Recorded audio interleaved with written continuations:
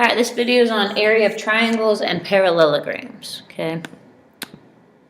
So here's our lovely parallelogram, okay? So remember, a parallelogram has opposite sides parallel. So this side's parallel to that side, and this side's parallel to this side, okay? And there's some shapes that are types of parallelograms, namely rhombus, rectangle, and squares, okay? So all of these fall under the same category of parallelogram and would have the same area formula as this shape, okay? So the formula is really easy. It's just base times height, okay? Now the important thing is that the base and height have to form a right angle, okay? So see this dashed line here? That forms a right angle on this side here. So that's the base, this is the height, okay? The common mistake people make is they use this side along here as the height. But think about it. When you measure your height, you don't measure it at a diagonal. You measure it straight out of the ground. In this case, the ground is the base, okay? So that base and height have to form a right angle, okay? Have to form a right angle. All right, so that's area formula for a parallelogram, which includes rhombuses, rectangles, and squares, okay?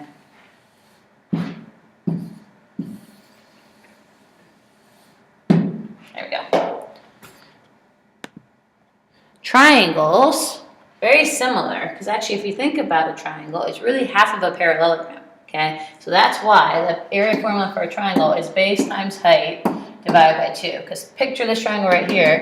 If I had a mirror image of it, now I have a rectangle, which is a type of parallelogram, okay? Same with this one. If I mirrored it up, here would be that long base, and then you'd have this, and there's your parallelogram right there. Okay, so that's why it's base times height divided by 2 for a triangle.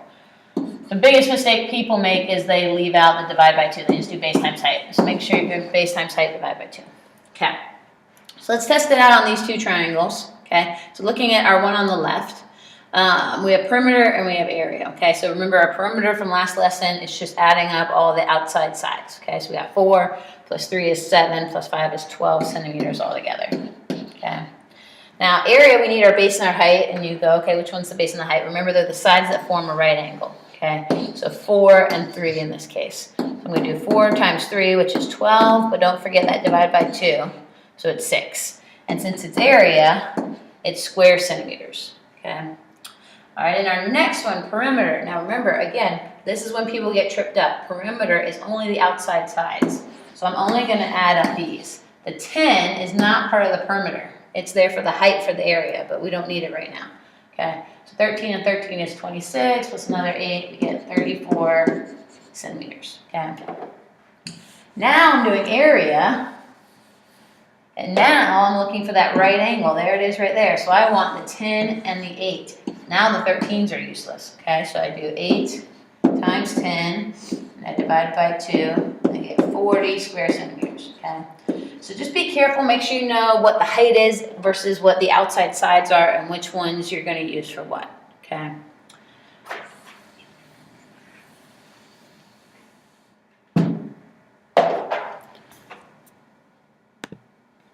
All right, so let's fill in this little chart because we have a good bit at this point, okay? So our area formulas for parallelograms, area is base times height. For a triangle, it's base times height divided by 2, okay? Now, we haven't gotten to the circle yet. That'll be our next lesson, but just for a chart's sake, let's fill it in. So the area formula you'll see is going to end up being this, okay? Pi times radius squared, and we'll talk more about that in the next lesson. Perimeter, we've done perimeter for all of them. So for a parallelogram, you add up the 4 outside sides, right? Add up 4 sides. Make sure it's just the outsides, no heights or anything there in the middle. For a triangle, you add up the 3 sides. And same thing, just the outside sides. And then for a circle, remember another name for perimeter for circle is circumference. And remember that formula was diameter times pi, or times 3.14. Okay? So there's our formulas that we need to know. So a handy little chart to reference.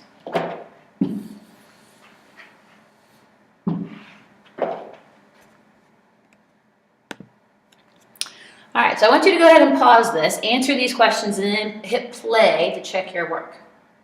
All right, so let's see what you did. So the most specific name for this shape is a square. The reason I know it's a square is because all the sides are the same, and then there's all these right angles, okay? But remember, a square is a type of parallelogram. So for the area, I'm just going to do base times height, which in this case is the same number because all of these sides are 3.5.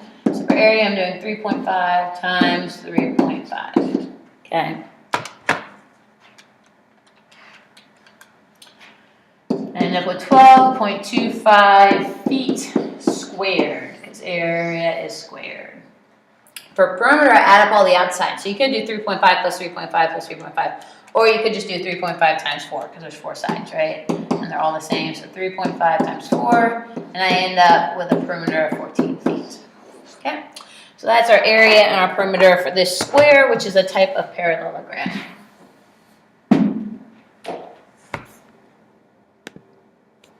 All right, next one. Again, pause it and then hit play to check your work. All right, so this is a triangle.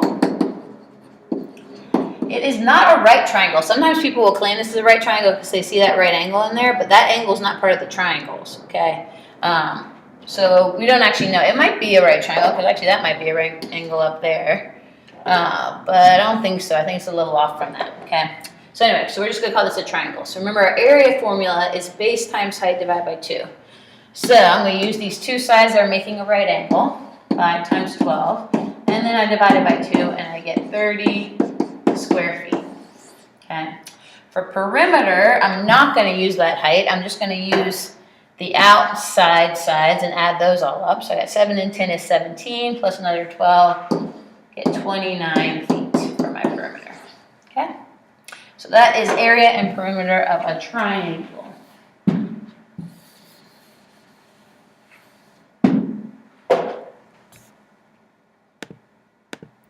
All right, the other way these are going to come in handy is some of these kind of irregular shapes, okay? So I want you to pause it, try this on your own, see how you do, and then hit play and check your work and see how you did. All right, so the first part, the area of the green part, that's not too hard, right?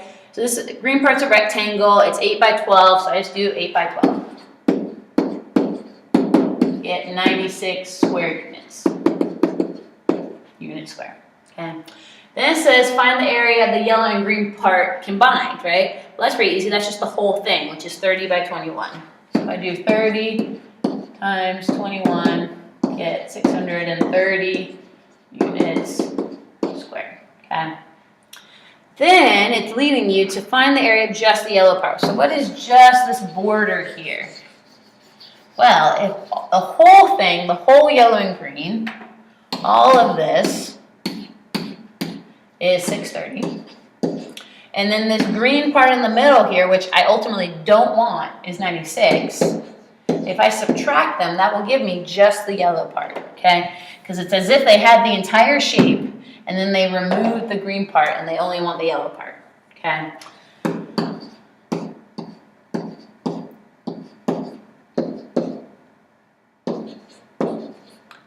We get 534 units squared. That's your answer, okay? All right, final problem. It's a bit of a challenge. I want you to pause it, try it, and then hit play to check your work. Okay, so we have a triangle here. They give us some measurements. They tell me from I to J, which is this whole left side here is 20 inches, so this whole thing is 20. And they tell me KH is 6, so right here is 6, okay? It says find the area of the orange and blue part together. So basically find the area of the entire triangle. So I have my base and my height, right? This is making a nice right angle here. So I'm going to do 20 times 6 divided by 2, which is 60. So not units, sorry, inches squared. All right, find the area of the orange part. Okay, so we have from here to here would be 10. Okay, and then this is halfway up, would be 3, okay, because the key point here, see how it says point K, L, and M are all midpoints, so I know this is a midpoint, I know this is a midpoint, I know this is a midpoint, so that's how I know they're all exactly half, okay, because you don't want to just guess on that. So find the area of the orange part, so I would do 3 times 10 divided by 2 for one of the orange triangles, but this one would be the exact same thing, right? So really there's two of them. So here's one triangle, but I'm gonna double it. So really these cancel out and it's just 30 altogether for the two orange parts. Each one of them would have been 15 and to be done them separately. And if you do them separately, that's fine. That's just a shortcut if you notice that. Then it says find the area of the blue part.